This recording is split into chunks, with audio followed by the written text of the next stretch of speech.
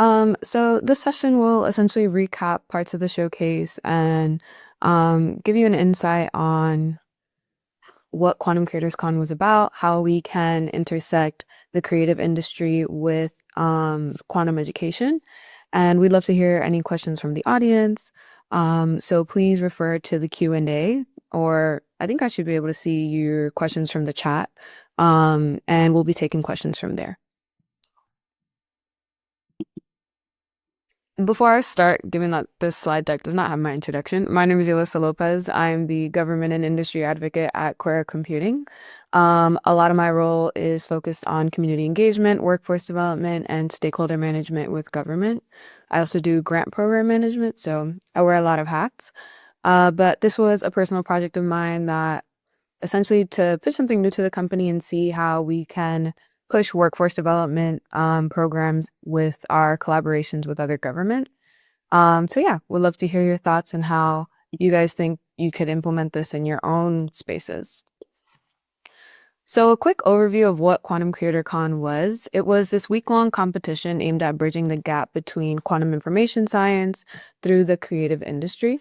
And with that collaboration, we believe that we can essentially bring more underrepresented communities into this space.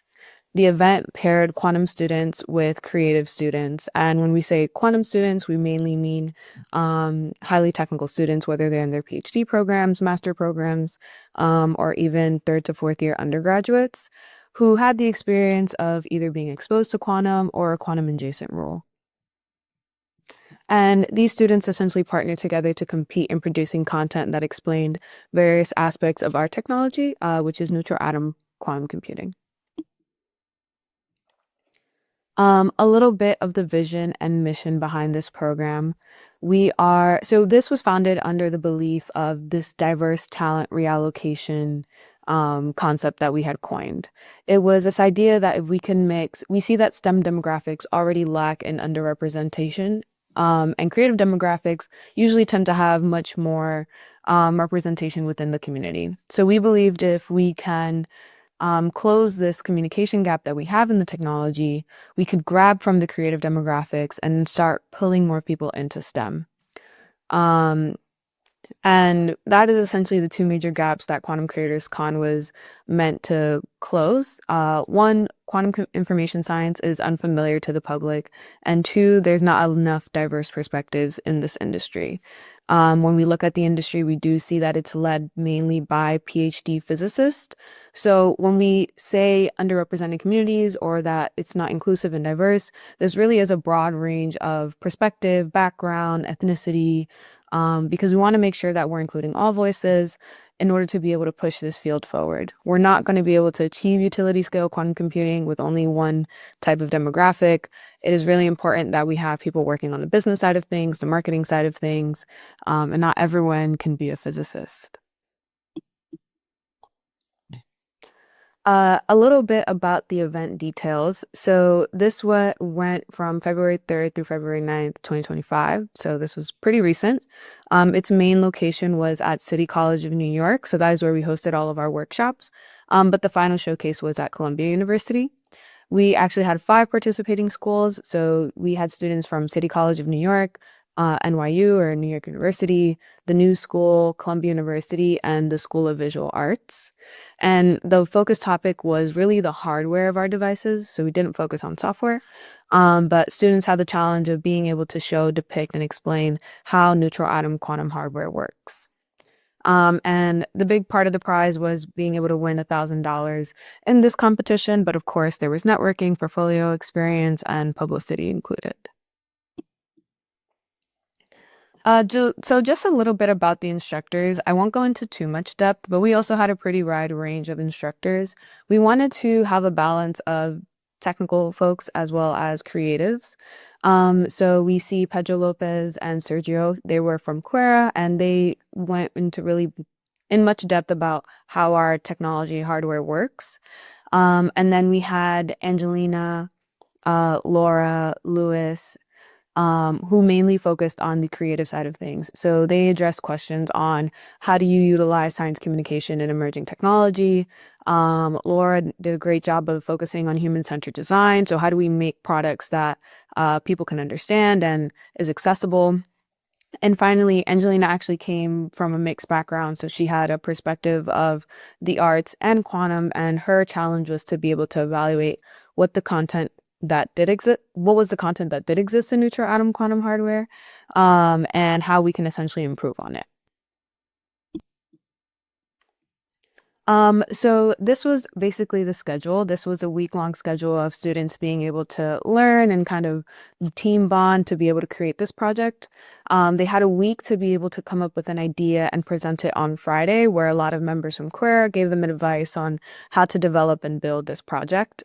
Then they had one full day for developing, and that really focused on finalizing their project before the showcase, which was then hosted at Columbia from 12 to 4 p.m. So we gave a really hard challenge for the students to have a minute and 30 seconds to be able to present their projects, and we wanted to give them a chance to also kind of include more detail. I know in a minute and 30 seconds is really hard. So we're hoping that you guys get to hear and see more of the inner works of how this came to be for them. Before we get into it, I also want to talk about some of the impacts we've seen and collected from this initiative. So if you're coming from a nonprofit or another organization, and you want to exercise or investigate why would someone want to carry out this kind of initiative, these are some of the things that we noticed.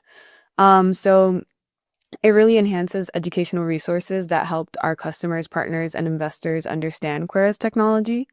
It helps drive partnerships with government stakeholders and presents a new workforce development initiative designed to be accessible to broader populations. Specifically on this point, I think a lot of the times in industry, when we think of workforce, we really focus on the technical abilities. So we think about how we can build up the technicians, how we are going to train more physicists to get into this industry. But I also want to challenge us to think beyond that, because we do need communication in this field, and we do need people who can do stakeholder management or also supply chain, where maybe understanding the technology is necessary, but they don't need to be so close to it where they're building it. This also expanded QuEra's network by engaging with universities, research, industry, and creative professionals. And we also were able to identify potential hires that we knew had strong communication and technical skills. And finally, this provided user feedback on how people perceive our technology, which helps refine our messaging. Some notable data points that came out of this was we had amazing partners who supported this program throughout the way. So specifically, the Global Talent Network from the UK, AirCorp, Moth Quantum, and the Unitary Foundation. We also had amazing talent. So we had 40 participants, 15 technical leads. And from those technical leads, 9 of them were graduates. And overall, we had 5 colleges represented. Finally, for the showcase, we saw that we had a lot of engagement. So there were 150 registered attendees. And from the pictures, you can notice that it was a pretty packed house. But these are some pictures of how the event went, and some of the people that were involved.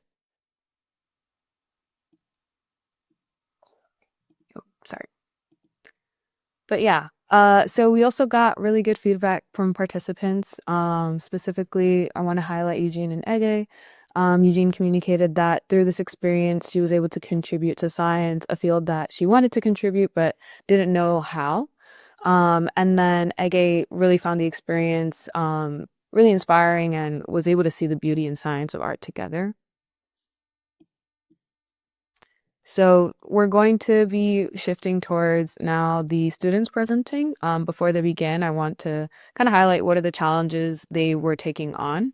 So we decided to separate this competition into 4 parts. They were either able to develop concept art for neutral atom quantum computing, a map that essentially explained the workflow. So how does an atom then compute? They also had the challenge of developing a visualization for the difference between analog and gate-based neutral atom quantum computers. And finally, we kind of gave them a free-for-all. Whatever they enjoyed and liked most about the session, they could present. So with that, we can begin with our first round of presenters. I encourage you please to introduce yourself and your background before you begin. And then I'll let you guys take it from there.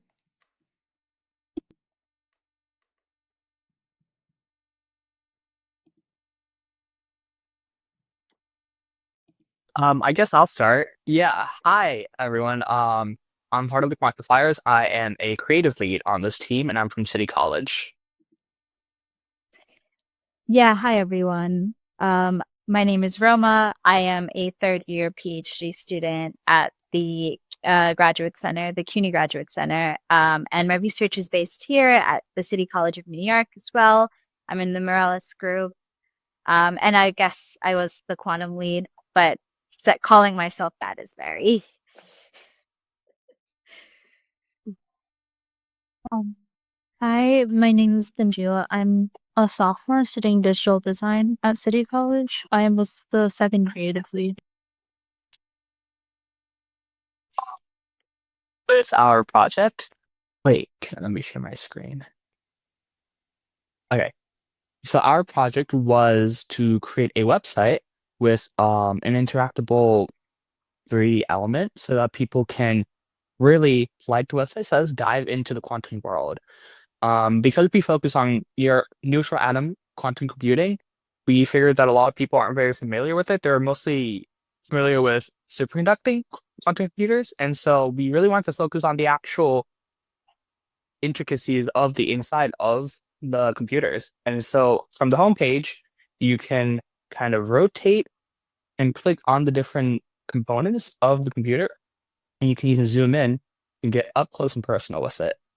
And if you click learn more, I'll let the rest of my team kind of talk about the rest of the website. But yeah, there's like paired animations, with like 3D objects that you can understand like what those objects are used for. So, and then there's also text beneath where you can understand a little bit more about the process. And you can play around with the objects, watch the animations, and get like a little bit of an idea of like what's going on inside the neutral atom quantum computer.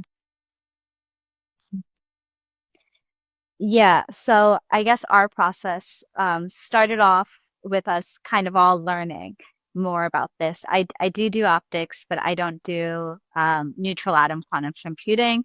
And yeah, most of us are more familiar with the idea of superconducting qubits or superconducting qubits as quantum computers.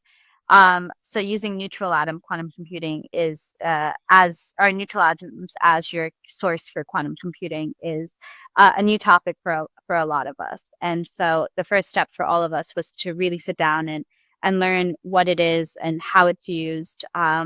It's also different because it's a lot of optics, and most people don't associate lasers with computers. And so that also is a really different and interesting way, and there's a lot of physics involved also in like every small step of each piece of hardware and every little component, like how are these rubidium atoms even transported into the mott, and then what is a mott and how is it used. And so the first couple days was just us really sitting down and learning, and the QuEra team was there and they shared their PowerPoints with us and all of their notes, and that was really great. On the creative side, these guys really just knocked it out the park with these animations and this 3D modeling. I think they can maybe talk more about that. But on my end, just learning all about this and then trying to then explain it was very challenging, I would say. And Julie, do you want to start? Yeah, just quickly to like talk about the tools that we used. For my I created the animations and I used After Effects. I kind of learned like the entirety of like the span of a weekend. Um, and my whole process was that Shaq made the 3D model, sent it to me, picture. I recreated it in Illustrator, animated it in After Effects, and there was like a series of revisions between me, Roman, and Shaq, like trying to make the animations as accurate as possible, but also like fun to look at. And then Shaq can speak on the tools that he used. Yeah, because we decided to make it as interactable as possible, we decided to do a website where I would create the 3D models in Blender, then import them into a free online software called Spline. And that creates a little HTML embeds that I can put into any website I want. And then that way I can actually zoom in, interact, click on stuff. And the reason we decided to do it this way is because that way anyone can access it as long as they have an internet connection and a device. And they can also get a little bit more fun out of it because we tried to make the models as close to real life as possible, but we also did highlight specific parts with color just to make it a little bit clearer what differentiates them from each other. And then as well as we zoomed in on the individual parts during the different phases of the computer being operated. So you had the overall view, which we went through multiple different documentations to find a really accurate description of what the entire system looks like from the top. And then as you zoom down, you get to see each individual component and how it functions in the entire system. And yeah, we have some more detailed descriptions underneath each animation. But if you need more information, you can always look at our works cited. Yeah. And so the works cited mostly references the PowerPoints that we were shared with us, but then also several papers that were published by the Lucan Group in Harvard, and they use neutral atom quantum computers, and that's where QuEra came from, and so we had to cite their paper. I think that wraps it up. Yeah. Thank you. Beautiful. So I next want to introduce the Mobius team. Ray, you can go ahead.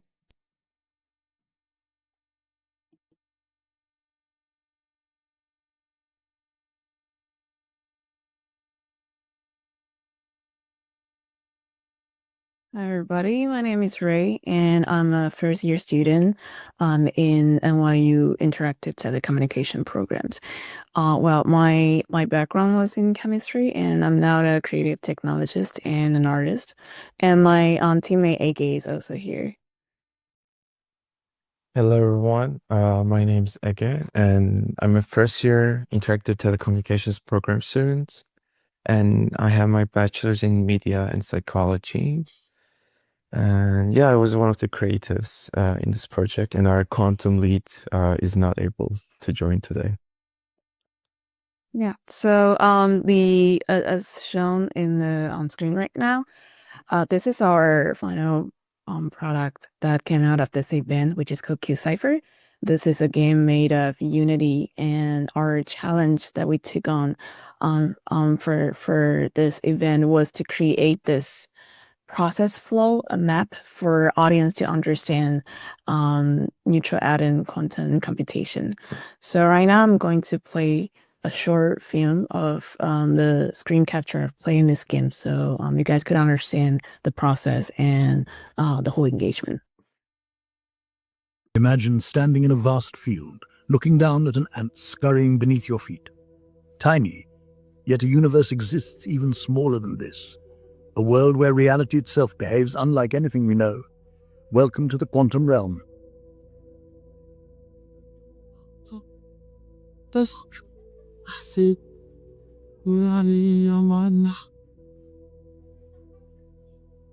Our journey begins at the level of life itself, past the cells that form the ant's body. As we dive deeper, molecules emerge, vast and intricate, until we arrive at something special. A single rubidium atom, floating in the vacuum of a quantum processor, holds the key to a revolutionary form of computation. But a single atom alone is not enough. Left uncontrolled, these atoms drift unpredictably. To harness their power, we must trap them, holding them in place using the invisible hands of laser beams. Now that the atoms are in place, we need to prepare them for computation. This requires energy, a controlled pulse of light that temporarily pushes an atom into an excited state. Wash, as an atom absorbs energy glowing red as it expands. But quantum mechanics demands balance. Almost immediately, it releases this energy, cooling back to blue. Unlike classical bits, which function independently, quantum bits, qubits, their energy states can be linked through entanglement, causing the flickering between red and blue. Unlike classical bits, which are always either 0 or 1, quantum states exist in superposition, a blend of possibilities. Only through measurement do we force an outcome to emerge. As we observe the system, the wave of probabilities collapses into certainty. This is the essence of quantum computation, where probability meets precision, reshaping the way we process information and unlocking computational power beyond classical limits.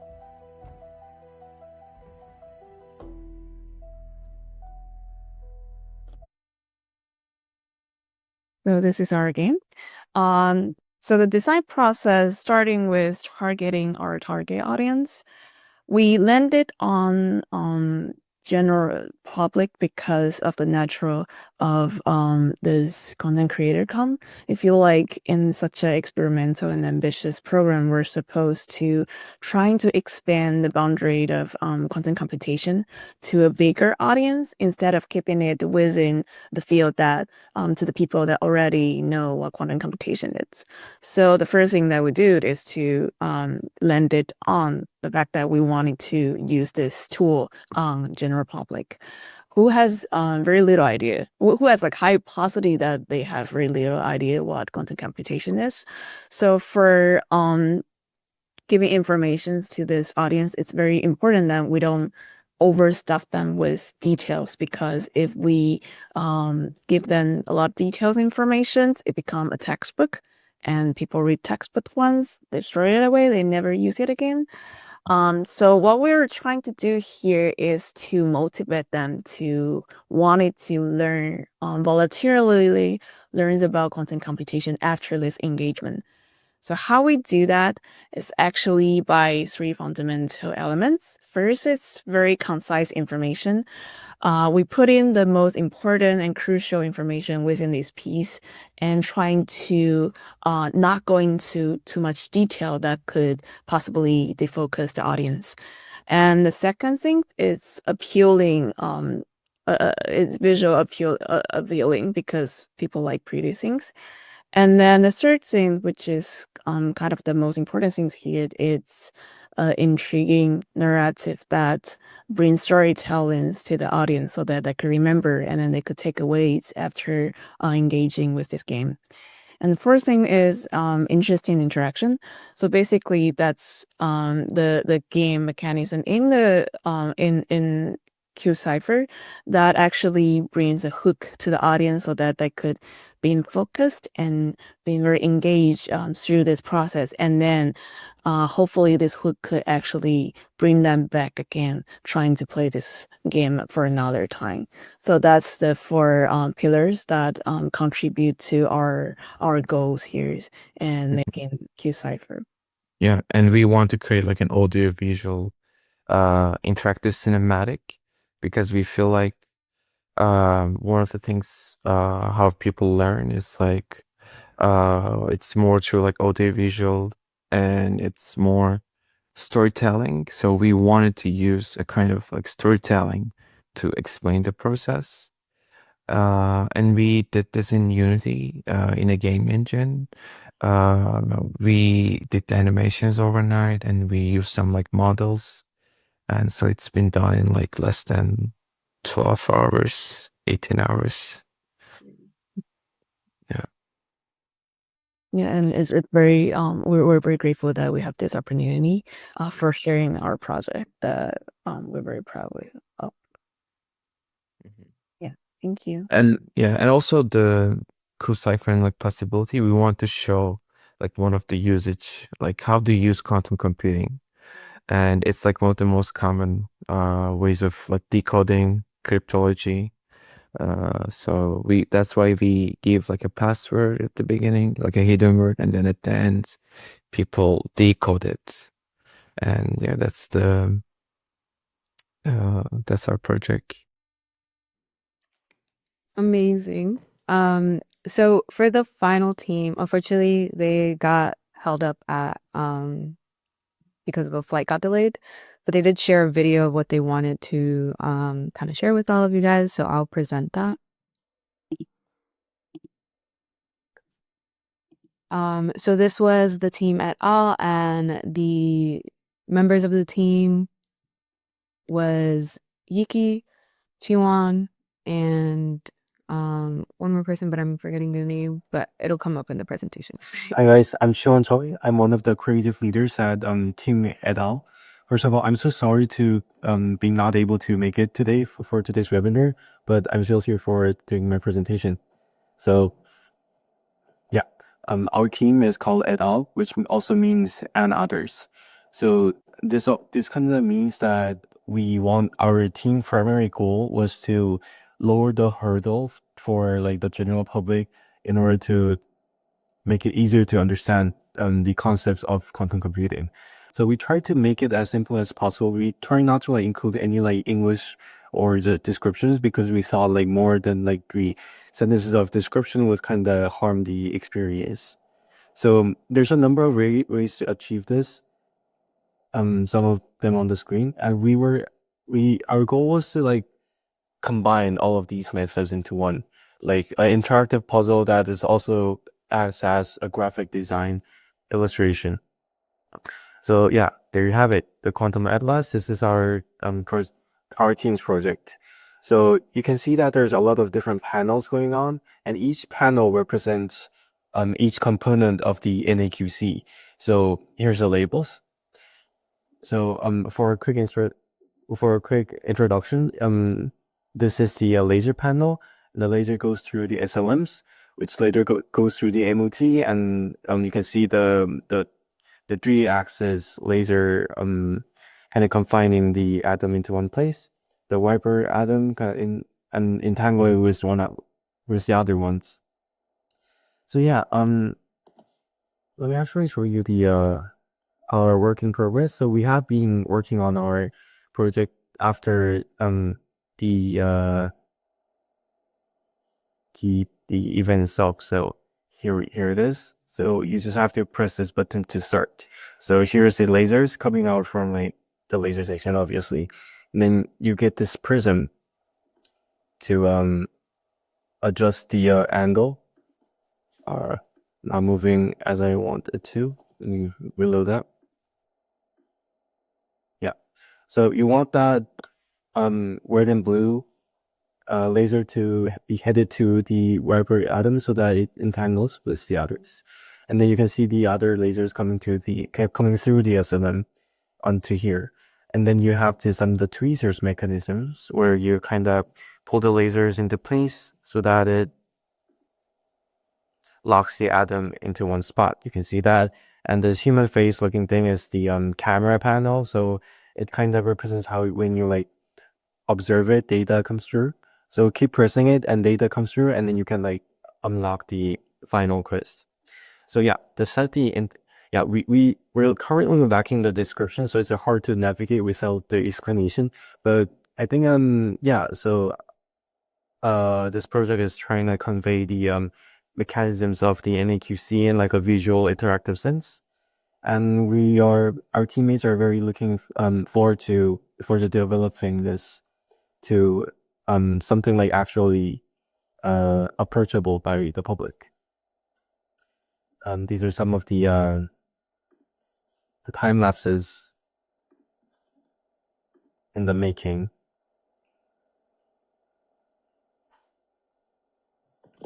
Another huge thanks to our teammates for helping me through this process. Couldn't have done them without it. Thank you. But thank you guys so much for participating, and thank you guys so much for your amazing work. We're looking forward to see how far it takes you and collaborating sometime in the future. But yeah, I hope you have a great rest of your day. And thank you all for coming.